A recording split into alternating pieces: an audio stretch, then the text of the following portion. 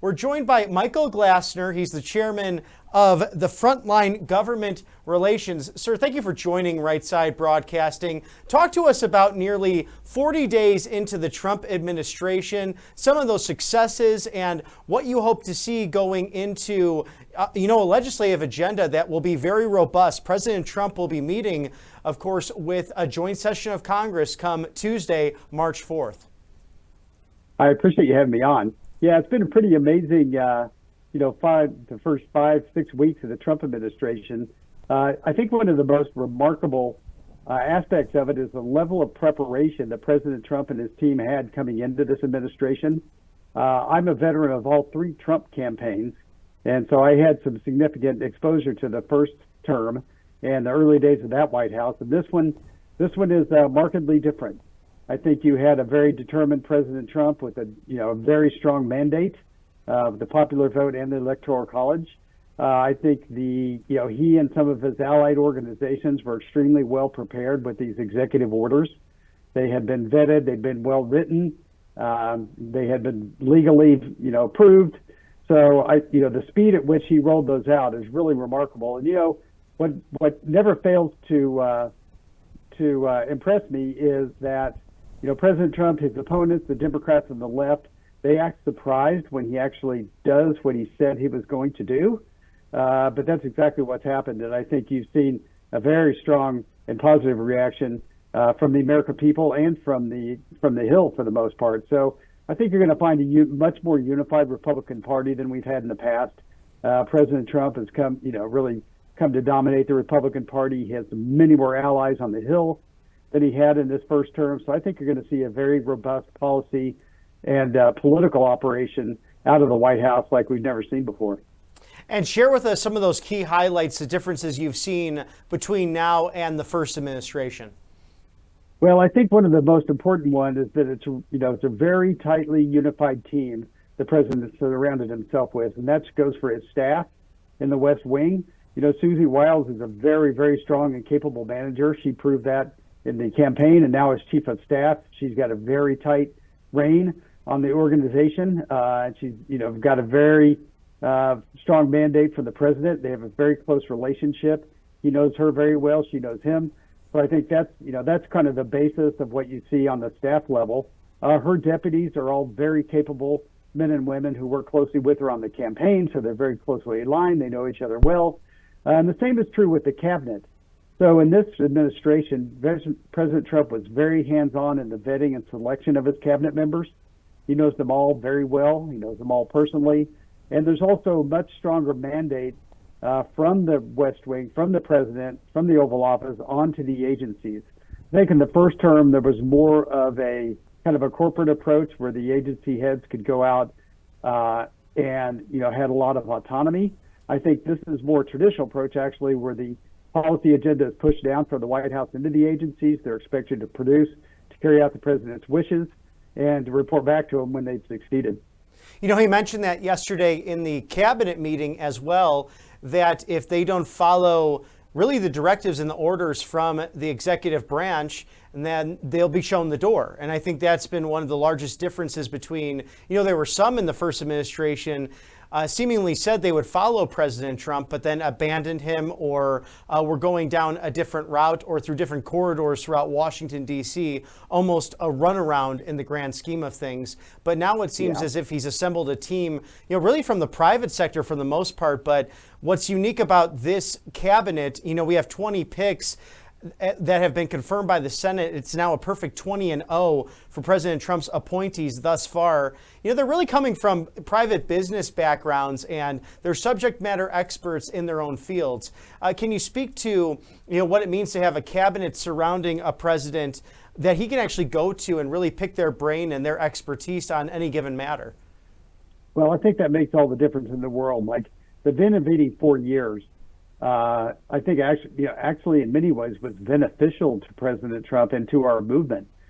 He was really able to develop and perfect the exact policy initiatives that he wanted to enact in his second term. He was able, and in choosing his cabinet, to your point, he made certain that every single person was aligned with the America First agenda and the MAGA agenda. And that many of these people were very active on his campaign and were tremendous supporters of his campaign. And so there's a lot of buy-in from, both ways in the relationship, from the cabinet members to the president and the president to them. And so I think, again, he has a lot. He also has the benefit of experience of having been president. He understands the executive office of the president. He understands the Congress much better. It's much more friendly Congress, particularly the Senate and the House for that matter. So I think it's a much different set of circumstances, much more positive landscape for our agenda. And given your experience in Washington, D.C., and the work that you have done diplomatically speaking, what do you think will happen with President Zelensky of Ukraine now? Will he come back to the table after what took place today? Perhaps you have President Putin coming from Russia, as the United States and Russia now have normalized relations for the first time, really in a long time. Will he be coming to the White House to see President Trump? Well, I would never get in front of the president or the White House and predicting who he's going to meet with next. So I'll leave that to them. But I will say this. President Zelensky's comportment in the Oval Office was completely inappropriate. I think that he completely misjudged his audience. The fact that he, was essentially complaining about America's role in the war in President Trump's first term was completely inappropriate. President Trump provided him with missiles. We provided them with tens of billions of dollars. So I think he missed the moment. He did not understand who he was talking to. The American public is tired of this endless wars. I mean, that's one of the basis of the Trump presidency, is that the first term and this term, is that the American people do not want to waste our treasure and our gold and our people on these endless wars abroad. So I think it's just a complete misunderstanding of President Trump and his agenda. And I don't know if Zelensky even is going to be capable of negotiating or even as a good representative as his country any longer. Time will tell. And that echoes the remarks of Senator Lindsey Graham outside of the White House today as well. Michael, please break down for us the work that you do at Frontline and how that's advancing America First principles. You bet. I appreciate you asking me that. So my colleague John Pence and I formed this firm immediately following the last fall's election. I was a senior advisor on the 24 campaign. And what I've noticed in the D.C. market is there's really no overtly pro-Trump MAGA government relations firm. We are not ashamed of our support for the president. We want to do work for companies that want to work to help the president advance his agenda. And our first measure of success with our clients is going to be, will it create jobs in the United States? Will it improve our economy in this country? Will it bring manufacturing back into this country? And will it strengthen America abroad, through the projection of our economic power? So we're unapologetically pro-Trump. We are working across a number of industries, and we look forward to rapidly expanding as we find companies and individuals that want to join us in helping President Trump succeed. And leading into 2026, we know that there's narrow majorities for the House specifically, as that reconciliation bill has come out regarding the budget, but by only a 217 to 215 margin, including one Republican voting along with all of the Democrats to say no against that. We have to see what comes out of the Senate and ultimately a bill for the president to sign. But how do you see the 2026 midterms going? We have plenty of time for 2025 still, but it's a very narrow majority. And of course, Republicans have many seats to defend on the Senate side. Yeah, I feel very strongly and very confident about the Senate. I think we've got some terrific incumbents. We've got some great candidates. So I think my expectation is that we'll continue to retain a majority in the Senate. Obviously, the House is very close. I'm going to be contrarian. I think that President Trump has defied expectations so many times in his life, including get elected to president a second time, that I think that there's going to be a very strong pro-America movement in the 26th. And I think that it's possible for he could defy history by actually retaining a majority in the House and picking up seats. So I'm very bullish on that, only because the American people have had enough of the tax and spend agenda on the left. The left is going to continue to overreact to President Trump, as they have always done. they go too far all the time, and I think they'll continue to do that. So I think that's going to be to our benefit in 26. And I know the president's going to be very active in supporting candidates, in recruiting candidates, campaigning for candidates. So I think it's going to be a major factor in the midterms. Yes, it's likely to happen, and it seems as if the Democrats really do not have a message to surround themselves with, and it seems to change, every week.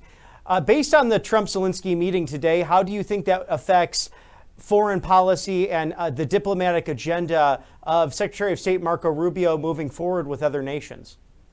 Well, I think Marco Rubio, he has demonstrated since he's become Secretary of State that he's fully on board with the president's agenda. He's a very skilled politician. He's a very skilled diplomat. So I think he understands that he's working for the boss. So he's going to carry out the president's agenda.